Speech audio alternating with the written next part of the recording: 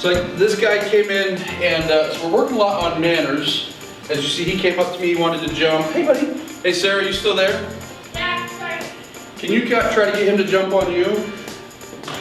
He tries to pee on people, jumps on people. What? He's got bad manners. He's a friendly little turkey. Hi. Good boy. Good boy. Good boy. Yeah. So, the question that people often have, speaking of, like, you jump like half a jump. He's been here a couple days, so he's already like not jumping. But the question that we often get, hey buddy, hey buddy, oh yes, good boy, you're starting to learn this. You know, people are always wondering how to get my dog, oh, nope. He was gonna pee on me, wasn't he? He was.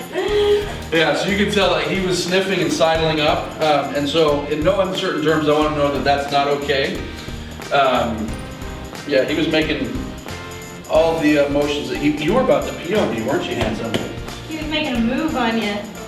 So anyways, he's a dog that, like I said, he came in just a couple days ago, so he's already doing like a lot better.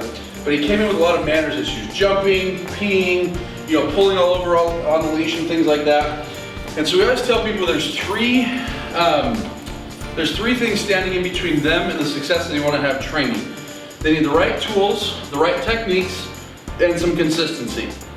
And so tool-wise, you know, one of the big mistakes that people make is when their dog is being naughty, and they know the dog is going to be naughty because someone's coming into their house or things like that, or they're going out to the vet's office or something like that, you know, they might not be in a position to where they have the right tools. So we always recommend that when you're starting a training program, hey buddy, that you've always got like a leash on. No, he's really trying to dig into some crotch here. Yes, you're taking some liberties. So we also use a training collar, because with a training collar, even though this dude's huge, hey, no, I don't have to use a whole lot of correction. So when he first tried to jump on me, I gave a little correction. He hasn't tried to jump since. As he's really trying to, it's one thing to sniff crotch, that's kind of okay, but he's not just sniffing, he's like pushing his head in and digging, and that's just bad manners. So you can see a little bit of a correction there with a training collar, and he's not doing it. So even though this is like it's like a 100-pound strong dog, you don't have to be super strong and powerful to train the dog, as long as you have the right tools. And so in using the prong training collar, good boy, yes buddy, you're in a position where you've got leverage. So, like I say, people set themselves up for failure by not having tools ready, having the wrong tools. You know, we often see dogs like this on like a harness or something, which teaches the dog how to pull. Come on, buddy. So they don't have the right tools. The next thing are techniques. Now techniques, hi buddy, yes, a good boy. Techniques you can learn from trainers, you can learn from people that know, but oftentimes people have handicapped themselves by not even learning techniques. You know, they want their dog to be good, but they haven't learned any techniques. Now, for manners issues like this, the technique can be as simple as just a quick little leash correction, and that's it. You know, followed up by a little bit of praise. And the last thing is consistency. So, consistency-wise, like I said, he came in like 3 days ago. He was jumping, he was peeing on people, he was pulling all over on the leash, and within a few days, he's not fixed. You know, you can tell he's still wanting to jump a little bit. He wanted to pee on me a little bit, but with some consistency, he's like 1,000 times better. Now he just, you know, it's just this tiny little thing, but he's standing next to me calmly. And so once we've got this, I always talk about addition and subtraction. You know, when it comes down to it, we all want to add and subtract.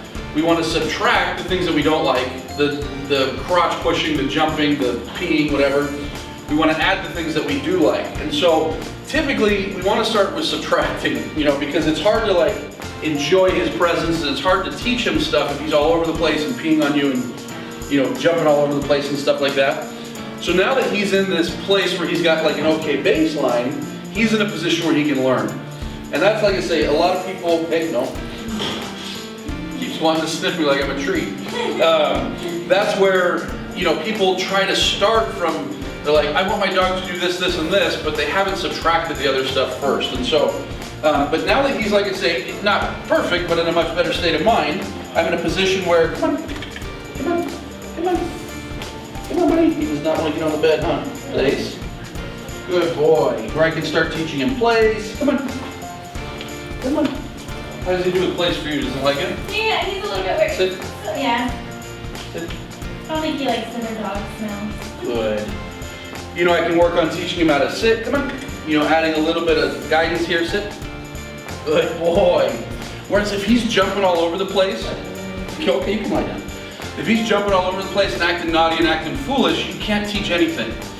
So like I say, the purpose of this video was just to kind of show, even though he's not acting foolish very much, you know, to kind of show, all right, you've got this foolish dog. Do you have the right tools? Do you have techniques to kind of stop that? Are you being consistent? If so, let's subtract some of that ugly stuff, some of that naughty stuff, and let's start adding stuff in its place. Now that he's not doing this, let's teach him to sit, let's teach him to place, let's start working on come and things like that. So, simple as that, that's what we want to do. And so I'm going to keep working with this guy, but if you've got that dog that's like him, that does a lot of naughty things, get the right tools, techniques, consistency, and then start moving from there.